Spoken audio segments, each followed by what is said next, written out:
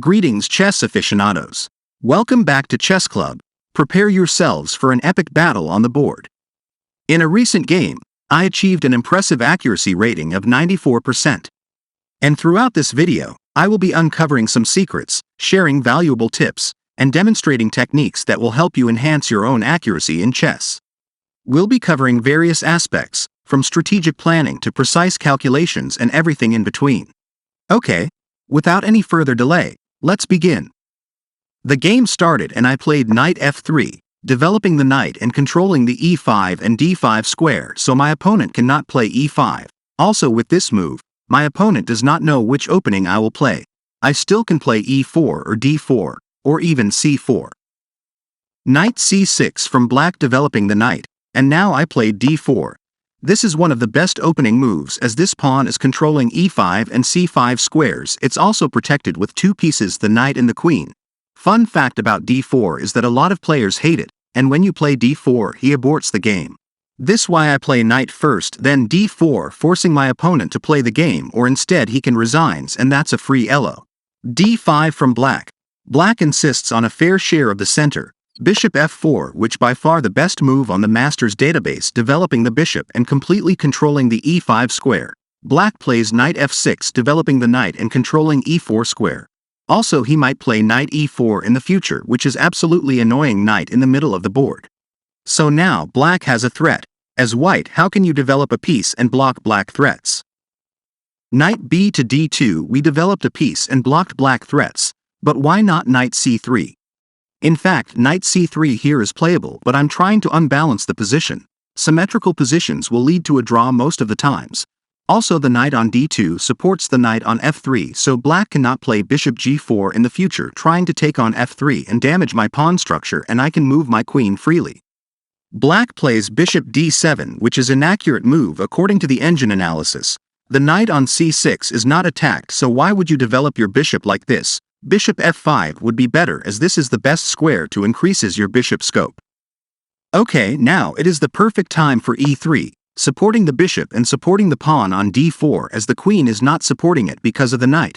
Also it opens the way to the white square bishop to develop. e6 from black as well. A very logical move, and he aims to castle in the next few moves. Bishop d3, developing the last piece in the back rank and getting ready to castle as black has no threats yet. Bishop d6 and I castled. But why did I not take on d6? If I played bishop takes d6 after c takes d6, black controls the whole center, which is not good for white.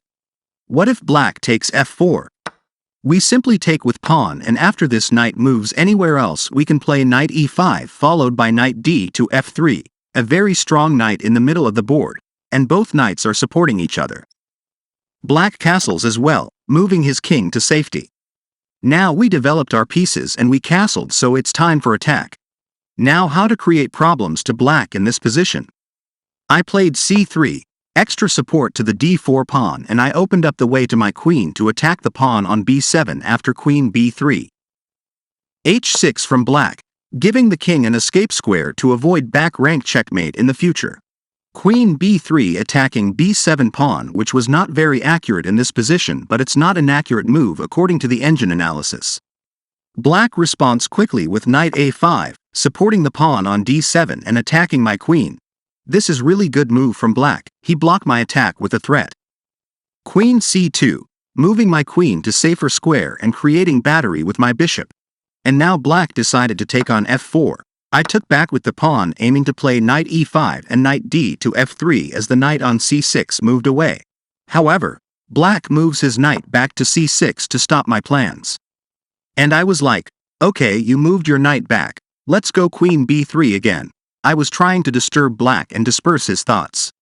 And finally black decides to defend the pawn with rook b8 and stop all my threats. Rook e1, activating the rook. Rook e8 as well, very logical moves. Queen back to c2, trying to initiate an attack with my knight. Queen e7.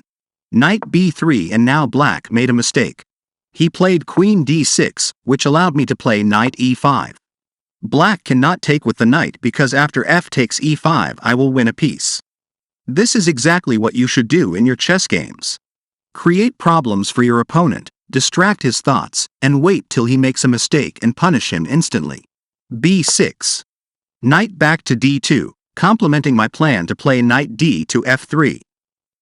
And here black could not sustain my knight in the middle of the board and made another mistake by playing knight h5, trying to push the f7 pawn and kick my knight.